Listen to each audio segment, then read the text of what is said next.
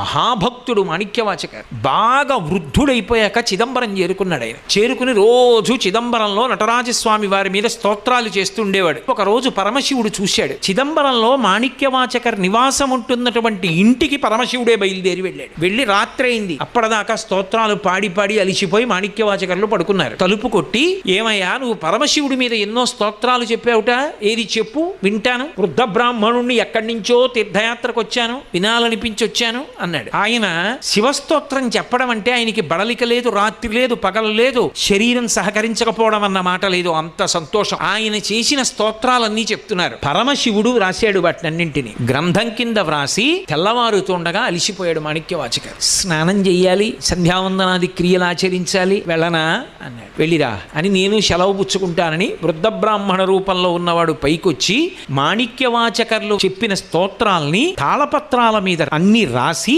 వాటికి తాడు కట్టి చిదంబరంలో ఆకాశలింగం ఉన్నటువంటి ద్వారం దగ్గర పెట్టేసి దాని మీద నందీశ్వరుడు యొక్క ముద్ర గుద్ది వెళ్ళిపోయాడు. తెల్లవారుజామున అర్చకులు తలుపులు తీయడానికి వచ్చారు. ఏవో తాళపత్ర గ్రంథాలు ఉన్నాయి, ఎత్తి చూశారు. దాని మీద నంది ముద్రలు ఉన్నాయి. అమ్మ బాబోయ్, నంది ముద్రలు ఉన్నాయి, రాత్రి ఎవరు పట్టుకొచ్చి పెట్టారోనని తెల్లబోయి జాగ్రత్తగా విప్పి చూశారు. పరమశివుడి మీద స్తోత్రాలు. అందులో కొన్ని గుర్తుపట్టారు మాణిక్యవాచకర్లని. అందులో పరమశివుడు తన స్వదస్తూరితో పీఠిక వ్రాశాడు. ఈ వ్యక్తికి తల్లిదండ్రులు పెట్టిన పేరు వేరొకటి, కానీ ఈయన నోటి వెంట వచ్చిన మాటలు కావు, మాణిక్యములు. అవి కాలమునందు రచనలుగా ఉండకపోతే రేపు ఈయన శరీరం విడిచిపెట్టేసిన తరువాత అలా చెప్పేవాడు లేడని, అలా పాడగలిగిన వాడు లేడని, అలా అందించగలిగిన వాడు లేడని ఆయన చెప్పినవన్నీ రాత్రి కూర్చుని నేనే స్వయంగా వ్రాశాను, వ్రాసి తెచ్చి ఇక్కడ పెడుతున్నాను నటరాజు అని దస్తూరి చేశాడు. చేస్తే సంతోషపడిపోయి అర్చకులు మాణిక్యవాచకర్ ఇంటికి పరిగెత్తారు.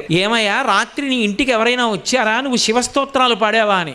ఎవరో వృద్ధ బ్రాహ్మణుడు వచ్చాడు, నీవు చేసిన శివస్తోత్రాలు పాడమన్నాడు. పాడాను. ఎవరో కాదయా, పరమశివుడయ్యా, నీ దగ్గర అవన్నీ విని వ్రాసిన వాడు, ఇదిగో గ్రంథాలు, నువ్వు రాత్రల్లా పాడినవి తాళపత్ర గ్రంథాల మీద వ్రాసి తీసుకొచ్చి నటరాజస్వామి దేవాలయ ప్రాంగణంలో పెట్టి అంతర్ధానం అయ్యాడు. కళ్ళంబట ఆనంద భాష్పాలు ధారలుగా కారిపోయాయి మాణిక్యవాచకరికి. కారిపోయి కాదు కాదు నేను చూడవలసిందే అని గబగబా చిదంబరం క్షేత్రంలోకి వచ్చి నటరాజస్వామి సన్నిధానంలో నిలబడి అవ్యక్తానందంతో, ఇన్ని పాటలు పాడిన వాడికి నోటి వెంట మాట రాక, స్వామి మీకు నేను ఏమని కృతజ్ఞత చెప్పను, నోట మాట రాలేదు. అవ్యక్తానందంతో నటరాజస్వామి ముందు నిలబడిపోయి కన్నుల వెంట నీరు కారుస్తూ రెండు చేతులు ఇలా పెట్టి నిలబడిపోయాడు. ఆ ఆనందానుభూతిలో ఆయన ఉండగా ఆయనలోంచి దివ్యమైనటువంటి జ్యోతి అందరూ చూస్తుండగా బయలుదేరి, అందరూ చూస్తుండగా చిదంబర క్షేత్రంలో మాణిక్యవాచకర్లోంచి జ్యోతి లేచి నటరాజస్వామిలో కలిసిపోయింది.